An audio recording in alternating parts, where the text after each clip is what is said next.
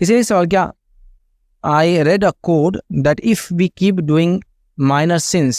and do not repent, they become major sin. Is this true? کسی نے کہا کہ میں نے ایسی کچھ باتیں سن رکھی ہے اقوال جس کے اندر اگر آپ چھوٹے چھوٹے گناہ کرتے رہیں گے اور توبہ نہیں کریں گے تو پھر بڑے گناہ ہو جاتے ہیں. ایسا تو نہیں، لیکن کئی اقوال موجود ہے جس کا معنی یہ ہے کہ اگر چھوٹے چھوٹے گناہ انسان کرتے رہیں گا اور توبہ نہیں کریں گا تو بڑے گناہوں کی طرف جانا اس کے لیے آسان ہو جاتا.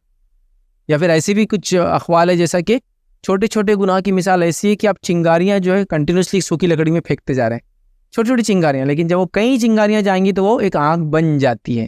یہ معنی میں. یا اس کا دوسرا معنی وہ اس مطلب حدیث کے مفہوم سے بھی لیتے ہیں کہ جب انسان کو گناہ کرتا ہے دل پہ کالا دھبا آ جاتا ہے، پھر وہ گناہ توبہ نہیں کرتا تو دھبا بڑھتا ہے، پھر اگلا گناہ حتیٰ کہ دل اس کا کالا ہو جاتا ہے. لہٰذا یہ اس سینس میں تو ایسے اقوال کوئی مسئلہ نہیں ہے، لیکن وہ گناہ کبیرہ چھوٹے چھوٹے کئی گناہ کر کے گناہ کبیرہ نہیں بن جاتا کہ ایک چھوٹا گناہ ایک دوسرا چھوٹا گناہ تیسرا چھوٹا گناہ چوتھا چھوٹا گناہ، ہاں یہ 5 مل گئے کبیرہ ہو جائیں گے، ایسا نہیں ہوگا.